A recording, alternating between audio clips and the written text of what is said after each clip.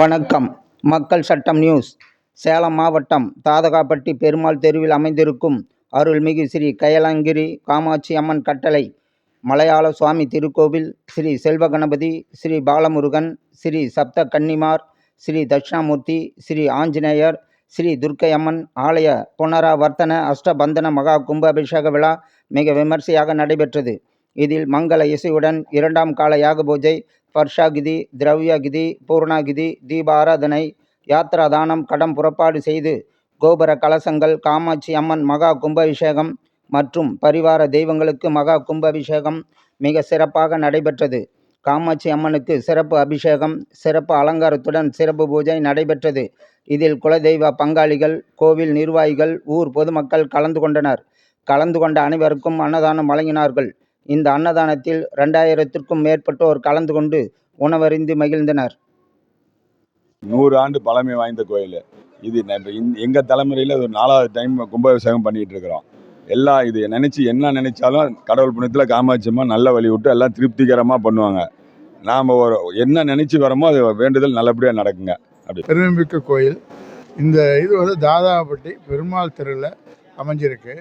இதில் வேண்டிக்கிறவங்களோட வேண்டுதல் எல்லாமே சிறப்பாக 100 வருடமாக நல்லா நடந்துட்டுருக்கு. அதனால் மேலும் மேலும் சிறப்படைஞ்சிக்கிட்டு இருக்குது. ஸ்ரீ கைலங்கிரி காமாட்சி அம்மன் கட்டளை மலையாள சுவாமி கோயில் இதுங்க.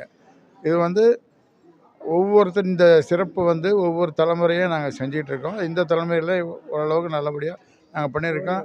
சூழிவாளரோட பங்காளிகளோட திருக்கோயில் இதுங்க. இது சிறப்பு வாய்ந்த கோயில்னு நான் தெரிவிச்சுக்கிறேங்க. ஒரு 2000 பேருக்கு அன்னதானம் வழங்கி விழா சிறப்புற நடத்தி நல்லபடியாக முடிச்சிருக்கோம். இந்த கோயில் பழமை வாய்ந்த கோயில் ஆகும். கைலங்கிரி காமாட்சி அம்மன் கட்டளை மலையாள சாமி திருக்கோயில் ஆகும். சேலம் மாவட்டத்தில் மிகவும் பிரசித்தி பெற்ற திருக்கோயிலாக இந்த கோயில் திகழ்ந்து வருகிறது. மேற்படி கோயிலில் இன்றைய தினத்தில் கும்பாபிஷேகனுக்கு பல ஆயிரம் பேர் கலந்துக்கிட்டு நல்லபடியாக அருளாசி பெற்றுக்கொண்டு கும்பாபிஷேக விழா சிறப்பித்தார்கள். இந்த கோயில் கிட்டத்தட்ட 2011 இப்போ ஒரு கும்பாபிஷேகம் முடித்தோம். இப்போ 2வது கும்பாபிஷேகம் இப்போ 2025 செஞ்சுருக்கிறோம். இந்த கும்பாபிஷேக விழா ரொம்ப சிறப்பாக நடத்துறதுக்கு உதவி செஞ்ச என்னுடைய பிள்ளைகளெல்லாம் நீடூழி வாழ இந்த காமாட்சி அம்மன் அருள் புரிய வேண்டும். இந்த ஊர் மக்களுக்கும் எங்கள் சொந்த பந்தம் பங்காளிகள் அனைவருக்கும் இந்த கோயிலானது மிகவும் பிரசித்தி பெற்று இன்னும் மேல்மேலும் வளர எல்லாரும் உதவி செய்ய வேண்டும். என்னுடைய பங்காளி பிள்ளைகளெல்லாம் உதவி செய்து இதை மேல்மேலும் வளர்த்த வேண்டும் என்பது எங்களுடைய ஆசை.